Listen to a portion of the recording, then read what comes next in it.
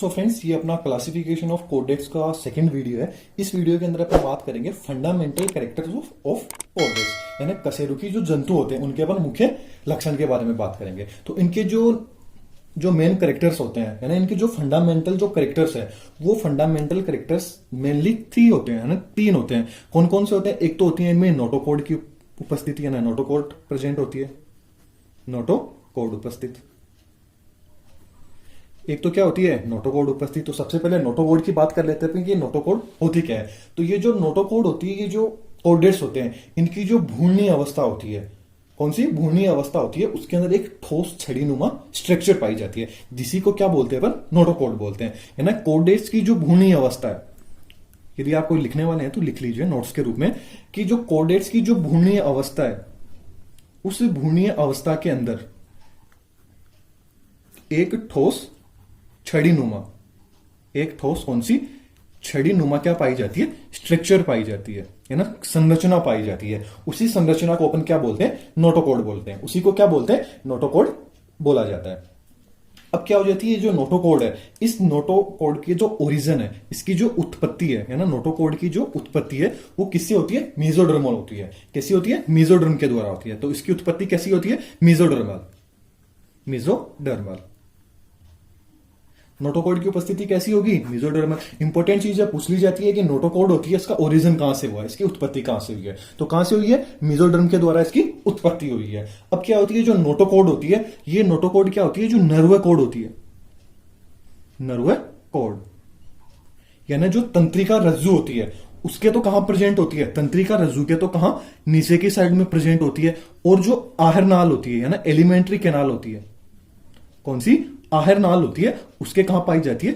ऊपर पाई जाती है। तो ये भी इंपॉर्टेंट चीज है, पूछ ली जाती है कि नोटोकोड होती है वो कहां पर प्रेजेंट होती है। तो नोटोकोड कहां पे पाई जाती है? जो नर्व कोड, यानी जो तंत्रिका रज्जु होती है, उसके तो कहां पाई जाती है? नीचे। और जो ईसोफेगस है ना, जो आहर नाल होती है, उसके ऊपर पाई जाती है। ये भी इंपॉर्टेंट चीज है, लिख लीजिए नोटोकोड के अंदर। अब क्या होता है? जो नोटोकोड होते हैं, नोटोकोड क्या है कि कोडेट्स के जो कुछ जंतु होते हैं, उनमें तो क्या होती है? पूरे जीवन काल, ना, जब तक जीने से लेके जब तक वो मर जाते हैं, मरते नहीं है, तब तक क्या होती है? उनके अंदर प्रेजेंट होती है। परंतु कुछ ऐसे कोडेट्स भी होते हैं जिनके अंदर क्या होती है कि कोडेट जो जैसे उनकी अडल्ट फेज आती है ना, वयस्क अवस्था होती है, वैसे ही नोटोकोड होती है, उसकी जगह कौन ले लेता है? कशेरुक दंड, है ना, वर्टिबल कॉलम ले लेती है। तो ये भी इंपॉर्टेंट चीज है।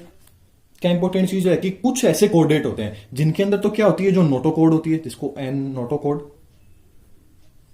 है ना, नोटोकोड होती है। ये नोटोकोड कुछ तो ऐसे जंतु होते हैं ना, जो कुछ ऐसे कोडेट्स होते हैं, उनके अंदर तो पूरे जीवन पर्यंत, है ना, पूरे जीवन काल के अंदर नोटोकोड होती है, पूरे जीवन काल के अंदर, है ना, जीवन पर्यंत पाई जाती है। परंतु कुछ कोडेट ऐसे होते हैं उनके अंदर जीवन पर्यंत नहीं पाई जाती है। तो उनके अंदर क्या होती है? जैसे ही वो अडल्ट हो जाते हैं, जैसे क्या हो जाते हैं? वयस्क हो जाती है, अडल्ट, तो वर्टिबल, ये जो नोटोकोड होती है, इसकी जगह कौन ले लेती है? कशेरुक दंड, यानी वर्टिबल कॉलम, वर्टिबल कॉलम, कशेरुक दंड के द्वारा इनकी जगह ले ली जाती है। किसकी जगह? नोटोकोड की जगह। तो ये भी इंपॉर्टेंट चीज है कि जो कशेरुकी होती है, उनके अंदर यदि नोटोकोड होती है अडल्ट के अंदर, है ना, अडल्ट के अंदर नोटोकोड, है ना, होती तो सबके अंदर है, लेकिन जैसी अडल्ट के अंदर आ जाते हैं तो नोटोकोड की जगह कौन रिप्लेस हो जाती है ना, कौन सी आ जाती है? तो कौन सी आ जाती है? वर्टिबल कॉलम नोटोकोड की जगह ले लेती है। अब बात आ जाती है जो वर्टिबल कॉलम है, इस वर्टिबल कॉलम के कैरेक्टर क्या है, यानी इसका काम, इसका काम क्या है? तो जो वर्टिबल कॉलम होता है, इसका काम क्या होता है? तो इसका काम क्या है? शरीर को सहारा प्रदान करना। क्या करना? शरीर को सहारा प्रदान करती है। कौन? वर्टिबल कॉलम शरीर की सहायता करती है सारे के अंदर। और क्या होती है? जो वर्टिबल कॉलम होती है, जो नर्व कोड होती है, उसको चारों ओर से घेरे रहती है। किसको? नर्व कोड को चारों ओर से घेरे हुए, है ना, कुंडली बना के रहती है। अब पहले तो अब सबसे पहला जो फंडामेंटल कैरेक्टर वो तो नोटोकोड की उपस्थिति देख लिया। अब बात कर लेते हैं दूसरा फंडामेंटल कैरेक्टर कौन सा आता है। तो दूसरा फंडामेंटल कैरेक्टर आता है पृष्ठीय नलिकाकार तंत्रिका की उपस्थिति। किसकी? पृष्ठीय नलिकाकार तंत्रिका की उपस्थिति, मतलब डोर्सल ट्यूबरल नर्व कोड। तो दूसरा पॉइंट क्या जाता है? डोर्सल ट्यूबलर नर्व कोड, यानी पृष्ठीय नलिकाकार तंत्रिका की उपस्थिति। किसकी? पृष्ठीय नलिकाकार तंत्रिका की उपस्थिति भी इसके अंदर पाई जाती है। ये भी एक मुख्य लक्षण में आ जाता है। तो इसकी जो ओरिजिन होता है, यानी जो डोर्सल ट्यूबुलर जो नर्व कॉर्ड होता है, इसकी उत्पत्ति होती है ना, इसका भी ओरिजिन होता है, वो एक्टोडर्म के द्वारा होता है। इसकी जो उत्पत्ति होती है, इसका ओरिजिन किसके द्वारा होता है? एक्टोडर्म के द्वारा।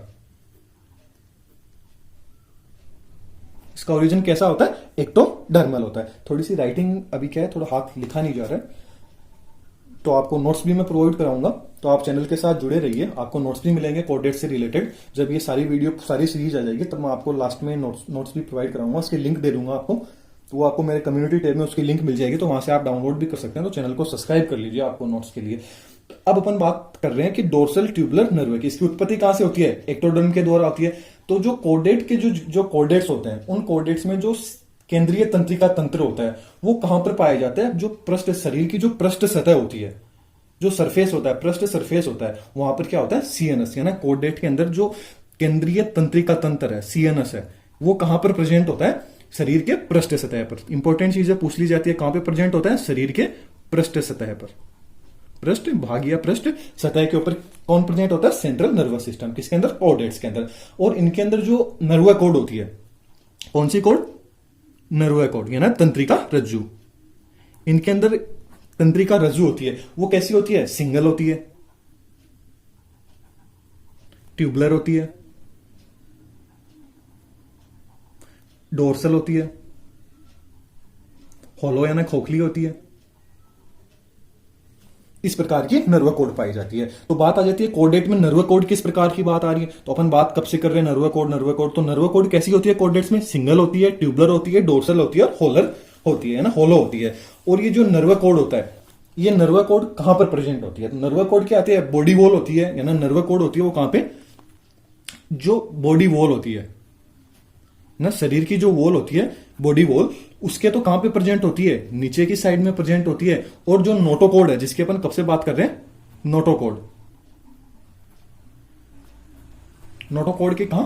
ऊपर प्रेजेंट होती है। तो आप डायग्राम में भी देख लोगे, साइड में आपको ऊपर डायग्राम दिखेगा, उसके अंदर आप देखोगे कि ये भी बात अपन ने नोटोकोड की थी कि नोटोकोड के अंदर ये जो नर्व कोड के तो नीचे होती है और आहारनाल के ऊपर होती है। कौन? Nerve code. यहां भी यही बात कर रहे हैं, कहां? नोटोकोड के ऊपर प्रेजेंट होती है। डायग्राम आप देख रहे हो, वहां पे भी आपको पता चल जाएगा।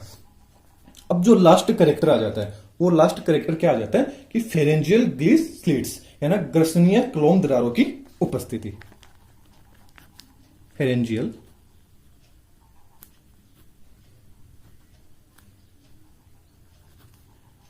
गिल स्लिट्स,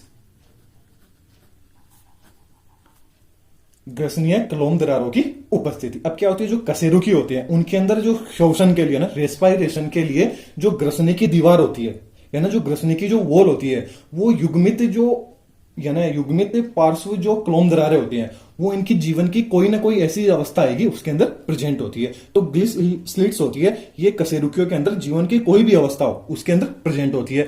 अब क्या होता है? जो जलीय कशेरुकी होती है ना, जो जलीय वर्टिब्रेट्स होते हैं, उनके अंदर जो क्लोम दरारें होती हैं, है ना, जीवन की, अभी बात की जो ग्लिस स्लिट्स होती है, क्लोम दरारें होते हैं, ये जीवन की कोई ना कोई तो स्टेज होगी, उसके अंदर प्रेजेंट होती है। लेकिन जो जलीय कोर्डेट्स होते हैं, है ना, जलीय जो जीव होते हैं, जलीय कोर्डेट्स हैं, उन जलीय कोर्डेट्स में तो क्या होती है? पूरे जीवन काल पे, पूरे जीवन पर्यंत प्रेजेंट होती है ना, जीवन पर्यंत, पूरे जीवन काल के अंदर प्रेजेंट होती है। क्यों होती है? क्योंकि वो उनमें शोषण के लिए काम आती है। अब क्या होती है? जो स्थलीय कोर्डेट्स होते हैं ना, जो स्थलीय, जलीय की बात कर ली, अब क्या होती है?